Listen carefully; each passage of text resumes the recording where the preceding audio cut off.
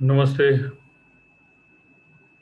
मैं Sachin Kulkarni, CMT CFT हमेशा की तरह आज फिर तैयार हूं अपने ऑब्जर्वेशंस आप लोगों के साथ शेयर करने के लिए। आज की तारीख है 20 अप्रैल 2021।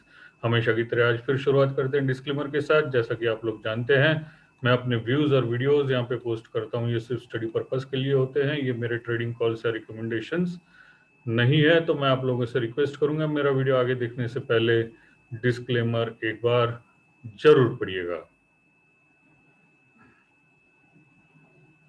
हमेशा की तरह फिर शुरुआत करते हैं निफ्टी के चार्ट के साथ। निफ्टी का चार्ट हम आपके साथ शेयर कर देते हैं और शुरुआत करते हैं इंट्राडे के चार्ट के साथ।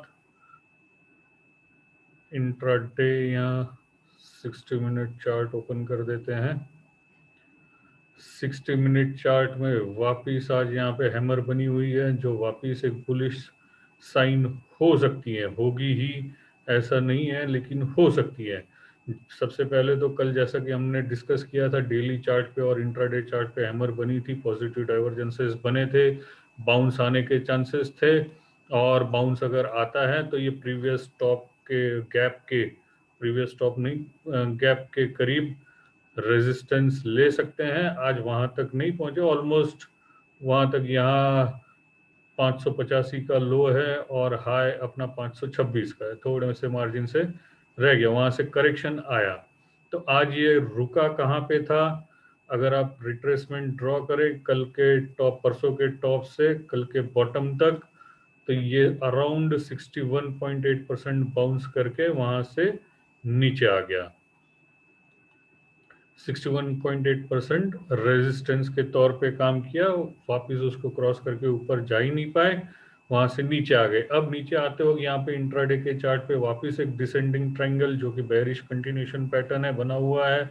अगर परसों के दिन इसके नीचे ही खुलते हैं, ट्रायंगल का ब्रेकडाउन आता है, तो ये पूरी वर्टिकल हाइट इसमें से माइनस कर दीजिएगा ब्रेकडाउन लेवल से। ये हमारे आगे के टारगेट्स होंगे।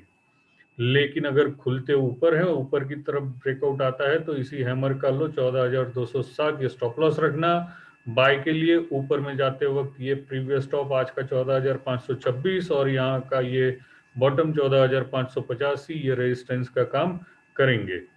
डेली चार्ट पे हमने डिस्कस किया था, रेक्टेंगल बने हुए हैं। तो यहाँ पे आप देख सकते हैं अभी भी रेक्टेंगल बने हुए हैं, अभी भी ये रेक्टेंगल वैसे के वैसे ही हैं। इसे मैं आपको लाइन चार्ट में वापस कन्वर्ट करके बता दूं, हमने लाइन चार्ट पे भी देखा हुआ था। लाइन चार्ट पे हल्का सा इसके नीचे क्लोज हो गया है। यहाँ पे ये क्लोजिंग प्राइस थी, ये यहाँ पे क्लोजिंग प्राइस थी 14,310।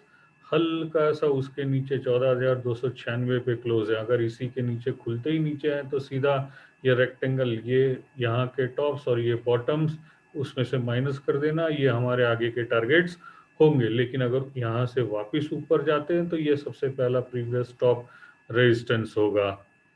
इसे हम कैंडल्स में अगर कन्वर्ट कर दें तो ये टॉप टू टॉप और एक लाइन ड्रॉ कर देना, ये भी रेजिस्टेंस का काम करेगी। इसके ऊपर निकलते हैं तो यही प्रीवियस टॉप, फिर ये गैप, ये सारे बहुत सारे ऊपर, जैसे मैंने कल भी कहा था, ऊपर जाते वक्त बहुत सारे रेजिस्टेंसेस हैं।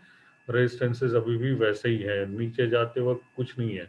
सीधा यहाँ से गिरते हैं तो ये प्रीवियस बॉटम के करीब या रेक्टेंगल के हाइट के बराबर नीचे जा सकते हैं। लेकिन जैसे ओपनिंग होगी, जिस तरफ के ब्रेकआउट्स आएंगे उस तरफ के काम होंगे, पहले से ही कोई व्यू अभी नहीं बनाएंगे। निफ्टी बैंक की चर्चा करते हैं।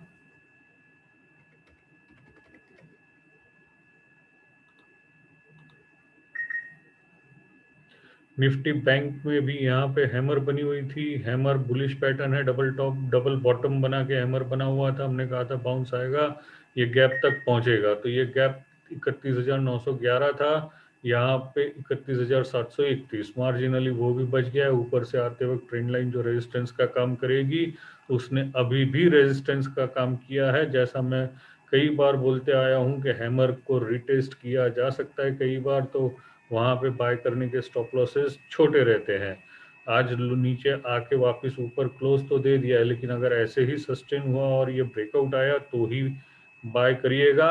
अदरवाइज किसी दिन कुछ नहीं किया तो भी बेहतर है।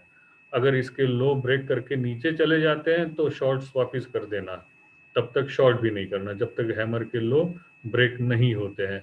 आरएसआई पे अगर देखें तो यहाँ पे इन्वर्टेड हेड एंड शोल्डर बनने के चांसेस हैं। इस टॉप से यहाँ पे एक नेकलाइन ड्रॉ कर देना, अगर इसका ब्रेकआउट आता है तो जोरदार बाउंस आ सकती है, लेकिन जब तक ये ब्रेकआउट नहीं आता है तब तक हम स्टेप बाय स्टेप ही जाएंगे, प्री डिटरमाइंड कोई व्यू नहीं बनाएंगे। इसमें भी इंट्राडे के चार्ट पे अगर देखें आप तो ये जो आज का बाउंस आया था ये भी 61.8% के करीब रुक गया था और डबल डोजी बना के फोर्सफुल मूवमेंट वापस नीचे की तरफ आ गई थी। अभी यहाँ पे हैमर बनी हुई है तो हो सकता है वापस एक बार बाउंस आए। बाउंस आई तो ये प्रीवियस टॉप और ये गैप एरिया और ये पीछे से जो ड्रॉ की हुई ट्रेंड लाइन आ रही है टॉप टू टॉप कनेक्ट की हुई, वो रेजिस्टेंस का काम करेगी।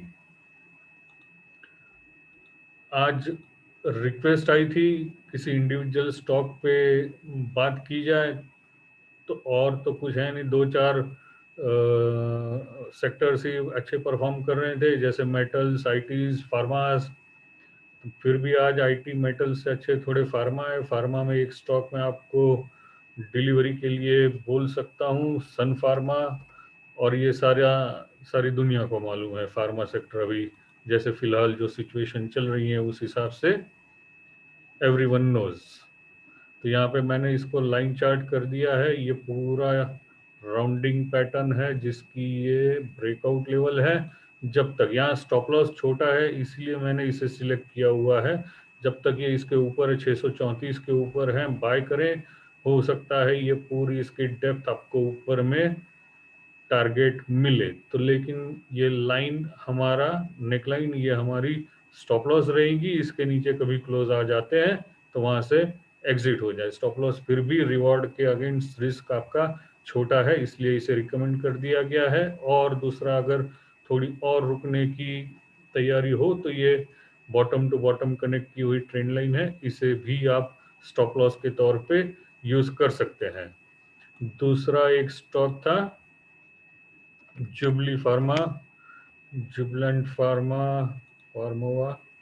इसके भी डेली चार्ट पे inverted head and shoulder type pattern बने हुए हैं। यहाँ पे आप देख सकते हैं तो ये नेकलाइन एक ड्रॉ कर दीजिए, इसके ऊपर ब्रेकआउट है। जब तक इस लाइन पे या आज का लो पकड़ लीजिए 777 के ऊपर है, इसे बाय किया जा सकता है। और ये पूरी हाइट, वर्टिकल हाइट इसमें ऐड कर देना ब्रेकआउट लेवल में और वो आपका ऊपर के लिए टारगेट होगा, अपसाइड टारगेट होगा। स्टॉप लॉसेस छोटे हैं, खुलते ही नीचे हैं तो बाय करने की कोई गुंजाइश रहेगी ही नहीं, लेकिन अगर ऊपर खुलते हैं तो स्टॉप लॉस छोटे होंगे, आपके रिस्क के अगेंस्ट रिवॉर्ड्स अच्छे हो सकते हैं, तो ट्राई किया जा सकता है। मैं उम्मीद करता हूं हमेशा की तरह आपको मेरा आज का ये वीडियो पसंद आया होगा। परसों फिर मिलूंगा अपने ऑब्जर्वेशंस के साथ, तब तक के लिए धन्यवाद और आप सभी दर्शकों को रामनवमी की ढेरों बधाइयाँ।